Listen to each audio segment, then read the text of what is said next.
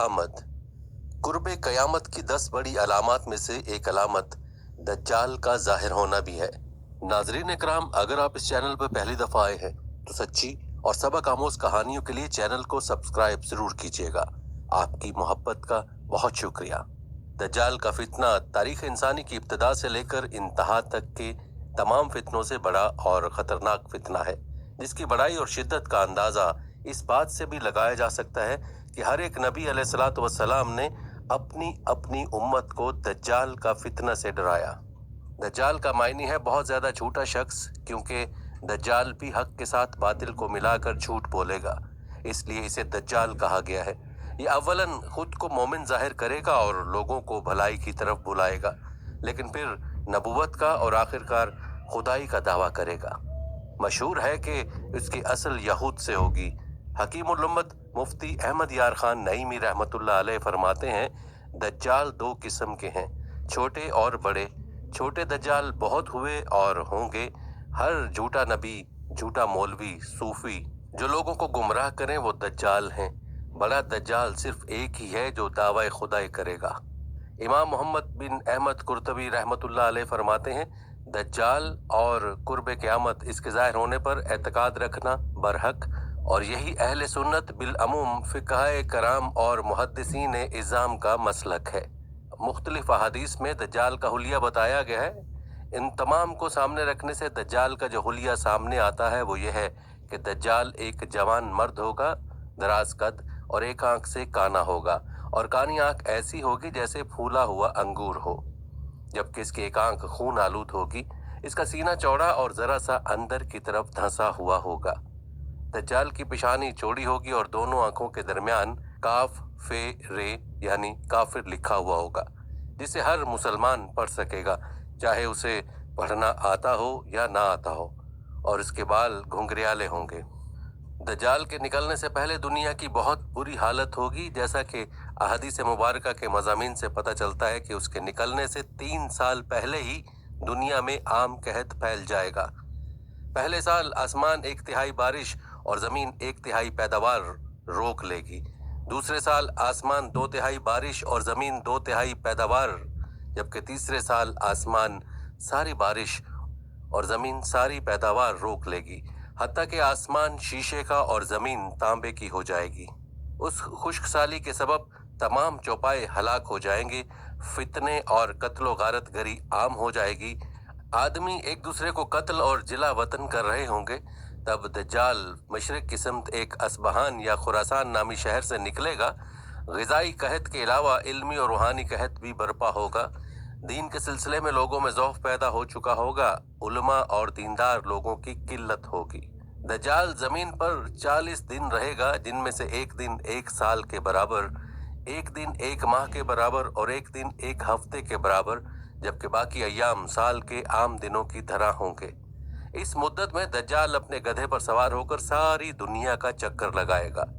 गधे का जुस्सा इतना बड़ा होगा कि दोनों कानों के दरमियानी फासला 40 हाथ के बराबर होगा, और इस गधे की रफ्तार का यह आलम होगा कि एक कदम उठाएगा तो 1 मील की मुसाफत तय करेगा, और रुए ज़मीन का कोई मैदानी, सहराई और पहाड़ी इलाका ऐसा बाकी नहीं बचेगा कि जहां वो ना जाए।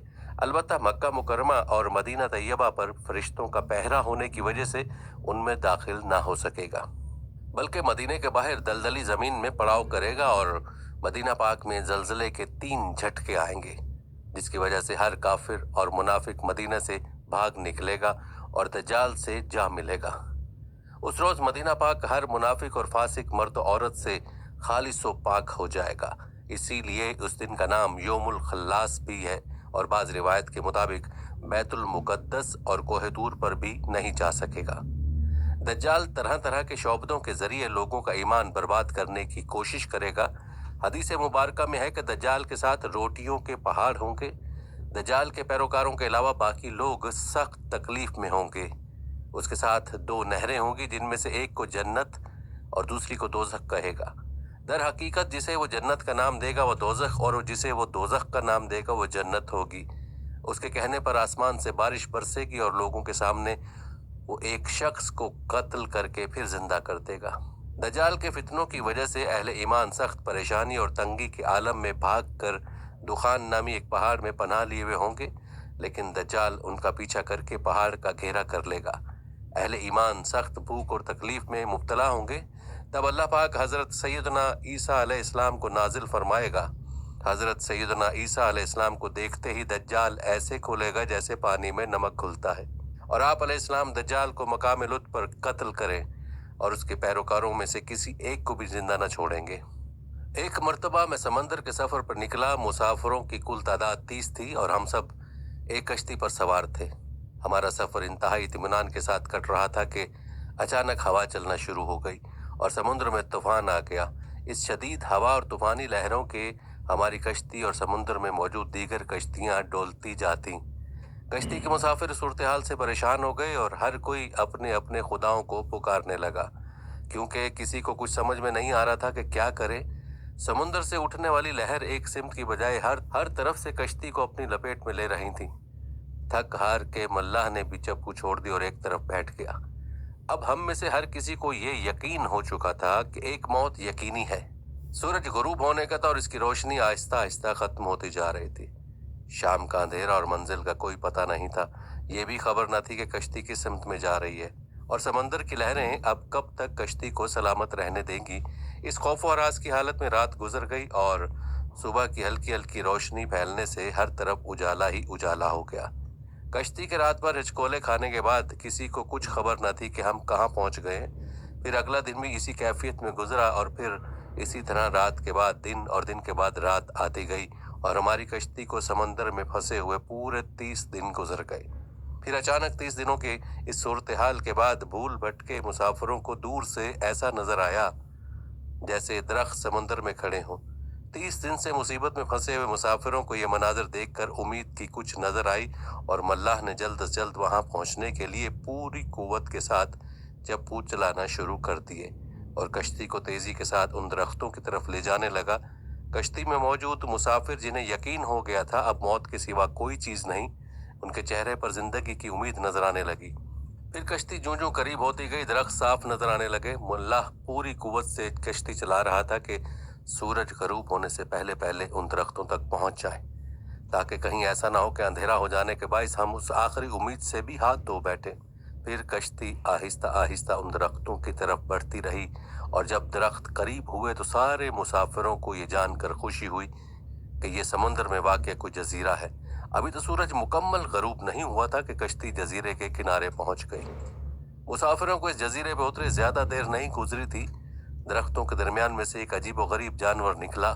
اس جانور کے پورے جسم پر بال تھے اور اس قدر لمبے اور گھنے تھے کہ یہ معلوم ہی نہ ہوتا تھا کہ جانور کا اگلا حصہ کون سا ہے اور پچھلا حصہ کون سا۔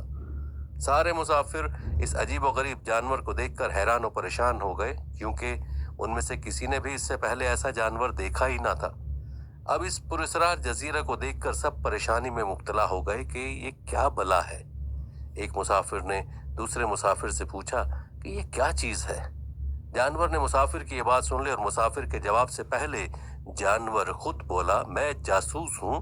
جانور کے انسانوں کی طرح گفتگو کرنے سے تمام مسافر مزید پریشان ہو گئے، کیونکہ آج تک انہوں نے کسی جانور کو انسانی زبان میں بولتے نہیں دیکھا تھا، نہ سنا تھا۔ چنانچہ سب یہ سمجھنے لگے کہ ہو نہ ہو یہ کوئی جن ہے اور ہمارے سامنے آ گیا ہے۔ تمہاری جاسوسی کا مقصد کیا ہے اور تم کس کے لیے جاسوسی کرتے ہو؟ ایک مسافر نے ہمت کر کے اس سے پوچھا۔ میں جس کے لیے جاسوسی کرتا ہوں اسے تم سے ملنے کا بے حد شوق ہے، وہ تم سے باتیں کرنا چاہتا ہے، لہٰذا تم میرے ساتھ چلو۔ یہ سن کر تمام مسافر حیران پریشان چپ چاپ اس کے پیچھے ہو لیے۔ وہ عجیب و غریب جانور درختوں کے درمیان راستے سے ہوتا ایک پرانے محل کے سامنے جا کر کھڑا ہوا رکھا تھا۔ مسافروں نے وہاں پہنچ کر پریشان نظروں سے اس کی طرف دیکھا اور پھر جانور کی طرف سوالیہ نظروں سے دیکھنے لگے۔ جانور پھر آگے چلا اور سب مسافروں کو ایک بڑے دروازے سے گزارتے ہوئے محل کے اندر لے گیا۔ محل کے اندر داخل ہوتے ہوئے سب نے دیکھا ایک بہت بڑا شخص زنجیروں میں جکڑا ہوا تھا اور رہائی کے لیے کوشش کر رہا تھا۔ ہم نے اس سے پہلے اتنے بڑے قداور اور اتنے زیادہ رعب والا شخص کبھی نہیں دیکھا تھا۔ ایک مسافر نے ہمت کر کے پوچھا، تم کون ہو؟ میں کیا ہوں اور کون ہوں یہ تو تم جان ہی لوگے، پہلے یہ بتاؤ تم کون ہو؟ اس نے سوال کرنے والا مسافر سے پوچھا، ہم عرب قبائل لخم اور جذام کے لوگ ہیں، اور ساتھ ہی اس مسافر نے اپنے ساتھ بیتی اور یہاں تک پہنچنے کی ساری داستان بتا دی۔ اس قید میں جکڑے ہوئے شخص نے کہا، ذرا مجھے نخلستان بسان کے متعلق تو بتاؤ، اس کے متعلق کیا جاننا چاہتے ہو؟ ایک مسافر نے پوچھا۔ خبردار، ان قریب ان پر پھل لگنا بند ہو جائے گا، وہ قیدی غصیلے انداز میں بولا۔ پھر وہ مسافروں سے مخاطب ہوئے کہنے لگا، اچھا قبرستان کے دریاؤں کے متعلق تو بتاؤ۔ مسافروں نے کہا، دریا کے متعلق کیا پوچھنا چاہتے ہو؟ وہ بولا، اس میں پانی ہے؟ مسافروں نے کہا، ہاں اس میں پانی ہے۔ اس نے کہا، ان قریب اس کا پانی ختم ہو جائے گا۔ پھر وہ کہنے لگا کہ زغر کے چشمے کے متعلق تو بتاؤ، کیا پوچھنا چاہتے ہو؟ مسافروں نے کہا، یہی کہ اس چشمے میں پانی ہے کہ نہیں، اور اگر وہاں پانی ہے تو پھر وہاں کے لوگ چشمے کے پانی سے کھیتی باڑی کرتے ہیں؟ پھر وہ پوچھنے لگا، اچھا مجھے یہ بتاؤ کہ امیوں کے نبی محمد کے بارے میں تو بتاؤ۔ مسافروں نے جواب دیا، انہوں نے مکہ سے اپنی دعوت کا اعلان کیا اور اب وہ مکہ سے نکل کر یثرب میں موجود ہیں۔ کیا وہ عرب کے لوگوں کے ساتھ کوئی لڑائی لڑے؟ عربوں نے لڑائی میں ان کے ساتھ کیا سلوک کیا؟ قیدی نے پوچھا۔ جواب ملا، وہ بہت سے عربوں پر غالب رہے اور بہت سے عربوں نے تو ان کی اطاعت بھی قبول کر لی ہے، اور اب وہ خود کو ان کی تابعداری میں رکھتے ہیں۔ یہ سنتے ہی وہ غصے سے پھنکارا اور زنجیروں کو جھٹکا دیا۔ پھر مسافروں کو مخاطب کر کے بولا، میں اب تم کو خود سے متعلق بتاتا ہوں کہ میں دجال ہوں، اور تمہاری باتوں سے معلوم ہوتا ہے کہ مجھے یہاں سے نکلنے کی اجازت ملے گی۔ میں پھر اس جزیرے سے نکلوں گا اور 40 دن میں ساری دنیا گھوموں گا۔ دنیا کی کوئی بستی اور گاؤں ایسا نہیں ہوگا جہاں سے میرا گزر نہ ہو۔ ہاں، مکہ اور مدینہ میں جانا میرے بس سے باہر ہے، مجھے وہاں جانے کی اجازت نہیں۔ میں ان دونوں شہروں میں جانے کی کوشش بھی کروں گا تو فرشتے میرے سامنے رکاوٹ بن جائیں گے، ان کے ہاتھوں میں تلواریں ہوں گی اور وہ مجھ سے لڑیں گے۔ یہ داستان ہمیں ایک صحابی نے سنائی جو اسلام قبول کرنے سے پہلے عیسائی تھے۔